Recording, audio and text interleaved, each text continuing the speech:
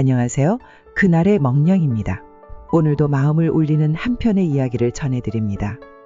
혹시 여러분은 캠핑장에 혼자 남겨진 강아지를 본 적 있으신가요? 낯선 곳에서 주인을 기다리는 눈빛, 그 작은 눈에 담긴 불안과 희망이 교차하는 순간을요. 오늘은 바로 그런 강아지의 사연입니다. 익명의 사연자께서 보내주신 이야기입니다. 제목은 캠핑장에 혼자 남겨진 강아지, 그리고 흔들리는 마음입니다.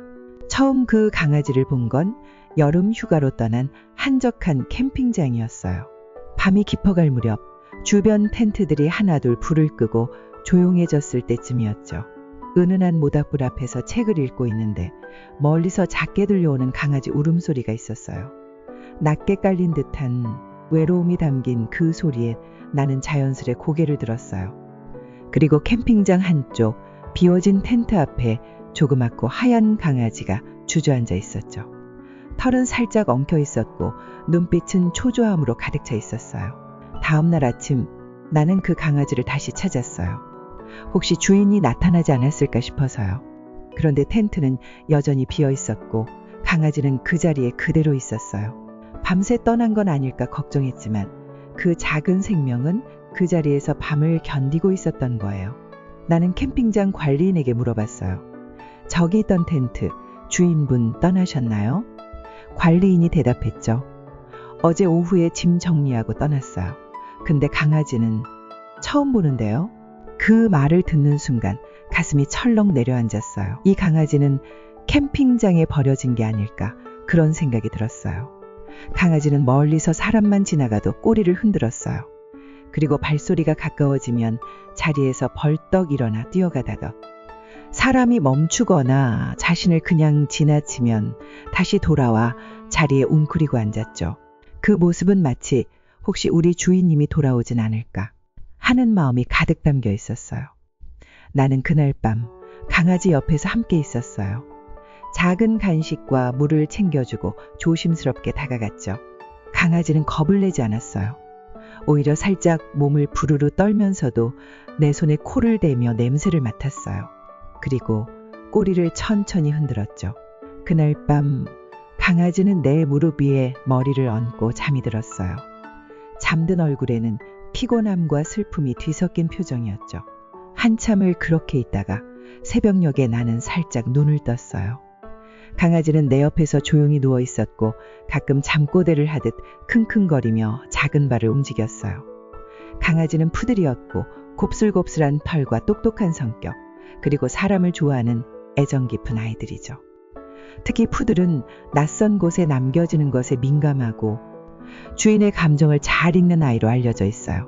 그래서인지 이 아이도 버려졌다는 사실을 어렴풋이 느끼고 있는 듯 했어요. 여러분, 잠시만 시간을 내어 구독 버튼을 눌러주세요.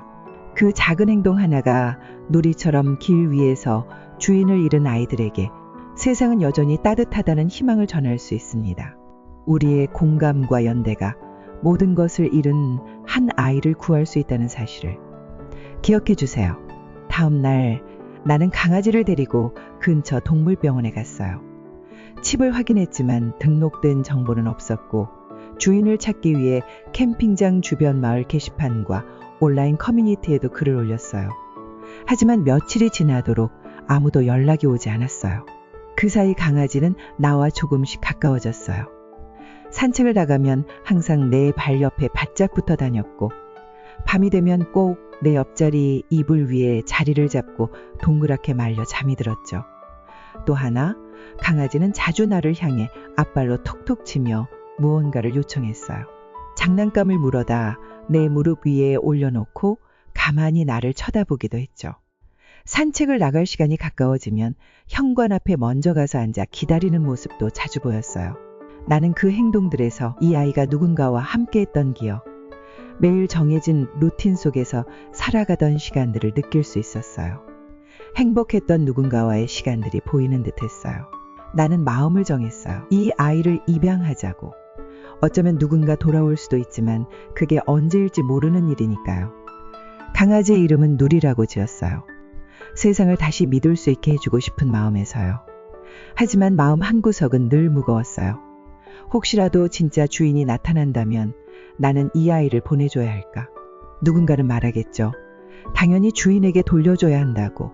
하지만 이 아이와 함께한 이 시간들, 밤새 울던 얼굴, 나를 향해 기쁘게 흔들었던 꼬리, 다정한 눈빛을 떠올리면 내가 이 아이를 쉽게 보낼 수 있을까? 내 자신에게 묻곤 했어요. 어쩌면 나는 이기적인 걸지도 몰라요. 이 아이가 원래 가족과 다시 만나면 더 행복할 수도 있다는 걸 머리로는 잘 알고 있어요.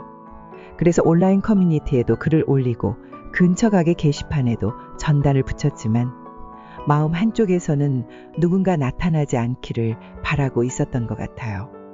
혹시 진짜 주인이 나타나면 나는 과연 이 아이를 웃으며 보내줄 수 있을까요? 나보다 오랜 시간 함께했던 가족이 있을 수도 있는데 그 사람은 매일 얼마나 애타게 찾고 있을까 싶기도 하고, 그러면서도 문득 누리가 내 무릎 위에 얼굴을 묻고 숨을 고르던 모습이 떠오르면 보내주는 일이 옳은 일이라는 걸 알면서도 선뜻 결심이 서질 않았어요. 내가 누리에게 기대고 있다는 생각보다 이 아이가 다른 곳에서 더 행복할 수도 있다는 가능성을 외면하고 있는 건 아닐. 그런 생각들이 밤마다 나를 붙잡았어요. 맞아요. 저도 알아요. 정답은 알지만 마음은 그렇게 쉽게 움직이지 않는다는 거요. 누구라도 이런 상황이라면 저와 비슷한 마음이지 않을까요? 그런 제 마음을 아는지 모르는지 누리는 어느새 조금씩 달라지기 시작했어요. 잘 웃고 잘 뛰고 가끔은 짖으며 나에게 장난도 걸었죠. 가끔 밤에 내 무릎에 얼굴을 묻고 한숨처럼 숨을 내쉬기도 했고요. 시간은 그렇게 흘러 어느덧 누리와 함께한 날들이 익숙해질 무렵이었어요. 매일 반복되던 산책과 식사, 잠자리까지도 이제는 누리에게 새삼처럼 자리 잡은 듯 했죠. 그러던 어느 날 누리와 산책을 하다가 한 아이가 다가왔어요. 그리고 갑자기 누리를 꼭 안았죠. 이 강아지, 우리 집 강아지랑 똑같이 생겼어요. 이름도 누리였는데 아이는 눈물을 글썽이며 말했어요. 우리 강아지가 없어졌다고 아빠가 그러셨거든요. 캠핑 갔다 오고 나서 나는 가슴이 덜컥 내려앉았어요. 그 아이의 가족이 진짜 누리의 가족일 수도 있다는 생각에, 혹시 정말 그 집이 누리의 원래 가족이라면 이제 다시 품으로 돌아가야 하는 건 아닐까 하는 생각이 머리를 스쳤죠. 아이의 모습에 마음은 흔들렸지만 머뭇거림 속에 나는 먼저 부모에게 말하지 않았어요. 부모가 오기 전에 어색하게 그 자리를 벗어났어요. 저도 왜 그랬는지 뭐가 두려웠을까요? 그렇게 그 아이는 누리와 멀어졌어요. 그리고 그 아이의 얼굴이 계속 생각이 났어요. 혹시 누군가 먼저 다가와 주지 않으면 그대로 시간이 지나가 버리기를 바라는 마음이었던 걸까요? 그날 이후 한동안 마음이 복잡했어요. 아무 일도 없던 듯 누리와 함께 하루를 보내면서도 문득문득 마음속에서 무거운 돌덩이가 밀려올 때가 있었어요. 이대로 계속 함께 있어도 되는 걸까? 정말 이 아이가 내 곁에 있는 게 맞는 걸까? 머릿속에선 끊임없이 찾아봐야 해, 확인해야 해 라고 외치는데 몸은 자꾸만 멈춰서기만 했어요.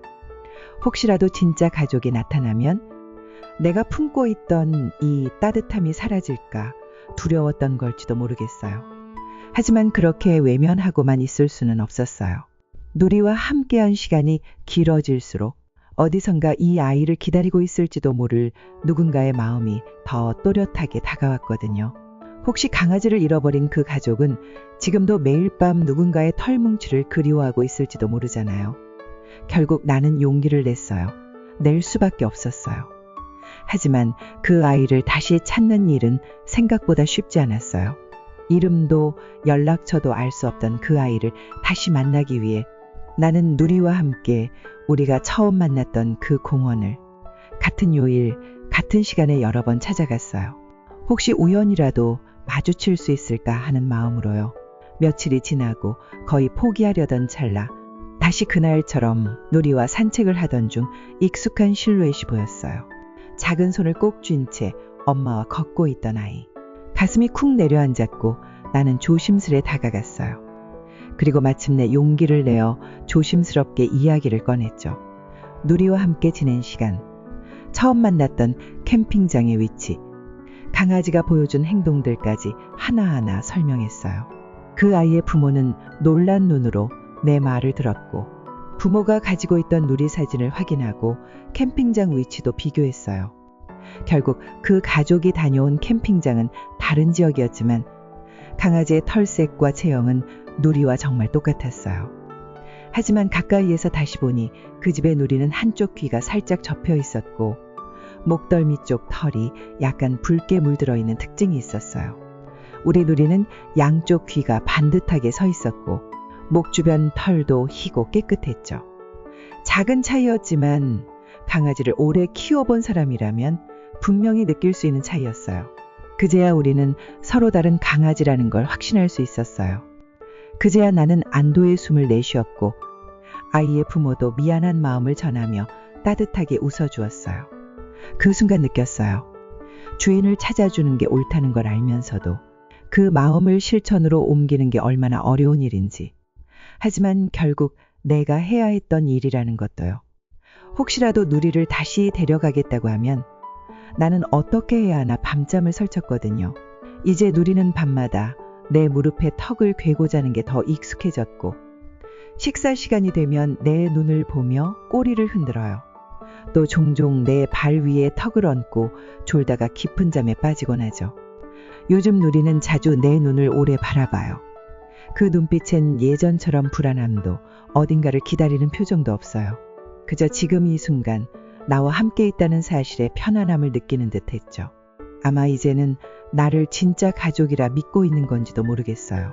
여러분, 지금 저는 누리의 진짜 주인을 찾기 위해 여전히 최선을 다해 노력하고 있어요. 그 여정이 얼마나 긴 시간이 걸릴지 몰라도 그게 누리를 위한 길이라면 멈추지 않을 거예요.